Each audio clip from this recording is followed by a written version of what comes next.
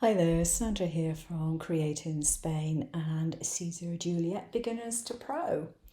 I'm doing this video on Leonardo today because I think some people are getting confused about what to expect and what not to expect when they're importing files to cut. Now, most of the time, if you're importing a file to cut, you're either going to be importing a JPEG, which is solely an image, a PNG, which is often an image with a transparent background and therefore easier to trace, or an SVG, which can be either cut lines or cut lines and an image. So I've got two files in different formats, or one file in different formats to import. And the first one I'm going to import as a PNG and show you what happens with this. Now, assuming that I wanted to do maybe a sticker of this, then I would choose to do print and cut. If I wanted to design something else, but have this as an image in the background, then I would choose the background image. If I choose the background image tab, that means it adds no cut lines, it just puts the image on the mat, that's it, done, finished. So doing print and cut, I would click on next. And this window gives you some different options. Now you have a mask tolerance. If you have a clear, sharp image like that, you don't have to mess around with it at all. If you were trying to trace something that maybe had an airbrushed image, you might need to adjust the mask tolerance. So you've also got the ability to select color ranges and remove color ranges, but I'm not going into that at the moment. I'm just going to straightforward get it to trace this. Come into next, and it does its stuff, and it does it quite quickly. And you can see that it's traced everything. So we got this outer ring traced, we have the letters traced, and we have the little bits inside the letters traced. Now, okay, you may not want it to do that, and that's fine. But for the purpose of this demonstration, there are people who have been importing PNGs and they did actually want the images in the middle or to one side of it, whatever, to cut out.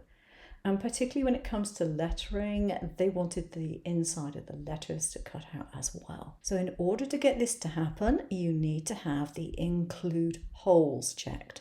If you uncheck that, all you're going to get is that outside ring to cut. So we have include holes. Now this is a minimum contour area, and it is exactly what it says on the can. It's a minimum contour. So if you cannot see cut lines around, for example, the inside the B, it will probably be because your cut contour, your minimum cut contour, is too large. You see, I've made it 110 now instead of something like 25, and you can't have these cut out any longer. The holes are too small. If I increase this still further, we'll get letters disappearing. Now at this stage, I've still got the B to cut out, but the A and the C are not going to cut out. If I increase it still further, we're just going to get this outer pink ring cut out and the letters are going to be ignored. So if you're finding that you're doing designs and you think it should be cutting out everything and it isn't, when you send it to the cutter and you're looking at it, maybe your design is too small to see it easily, but you think you've got everything cut out and it's not cutting out and it's not even attempting to cut it out, then that is probably the reason why, because you've got this include hole either unchecked or the minimum contour area is too big for the design that you've got. So if I go to a next now, it'll do its thing and it says, right, do you want a contour offset? I'm not bothering with that at the moment, so I'm just going to pretend that's exactly as I want it and go for finished. And here we get the end result, which obviously you can resize if you're doing lots of stickers or something, you can resize it. Important to notice, this over here on your artboard page, this says print and cut job. If it doesn't say print and cut, you will not get the print, okay? If it says print and cut, there will be a print attached to it. And that goes even if you import a different type of file. So you have to be wary about that one. Everything here is going to be cut out. If I send this design, it says all artwork, and we have no way, even if I click on this, we cannot change any of these options. And that is because it recognizes that that is a print and cut job. If I uncheck that, hang on, let's cancel that one a second. If I uncheck the print and cut, and now I send the design, these options come up. So I can use the current page map location, keep the relative positions, or move each color to layer origin. However, what it hasn't done is separated them into different colors because it doesn't recognize that they are different colors now. It's just applied one color fits all, that's it. Okay, so I'm going to cancel that. I'll go back to my design page, here we go. And I'm going to make sure that my print and cut job is actually set to print and cut. Okay, so now when I send the design, my artwork is going, these areas here are not functional, and I can send it. And when I do, what I'm going to get is a print page up here, and then I'm going to be shown the cutting contours here. Now, if I click on the print, I can see the print, but if I click on the cutting contours, I can see the cutting contours. Now, if I am going to be messing around with this at all, I can, if I go back to the design, actually mess around with the image itself. But I cannot do it from the cut page. If I go back to design, we have a print and cut.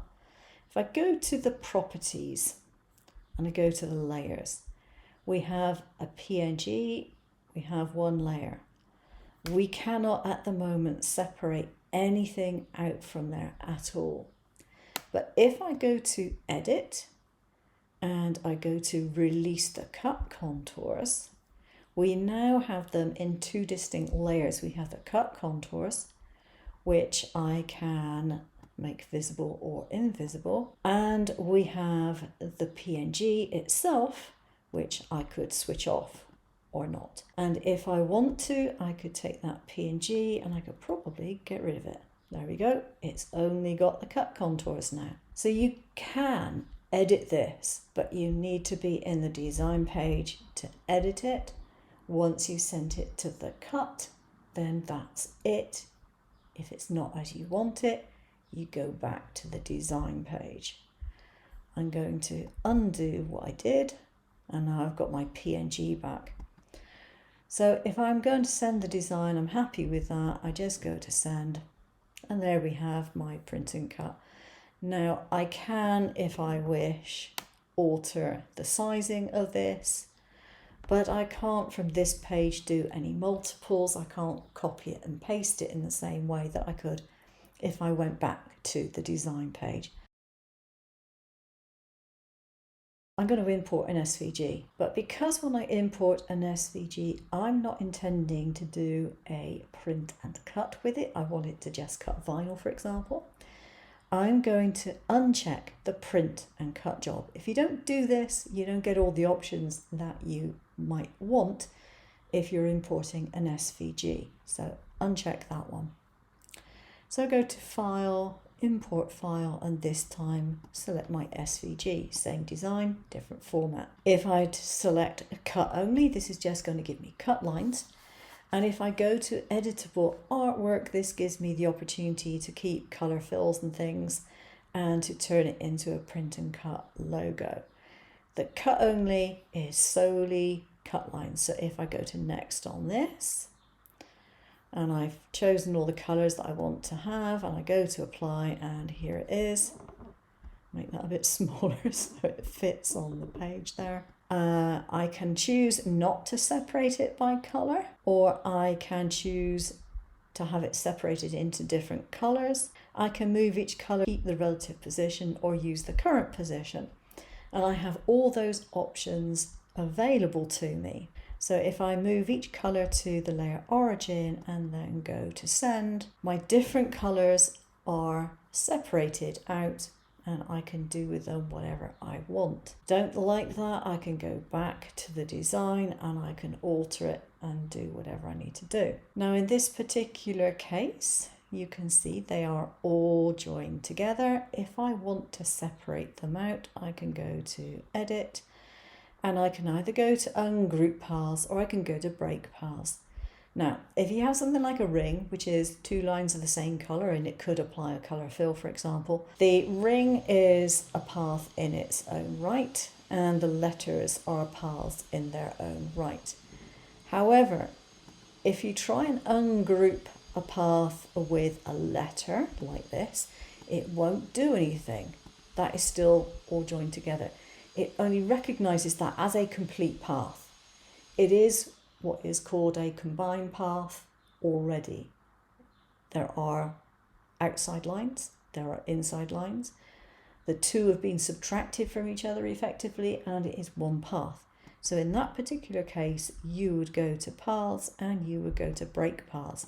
And now if you click on it, you'll find that the individual components are available for you to edit if that's what you want to do. So you import a PNG, it deals with it in one way.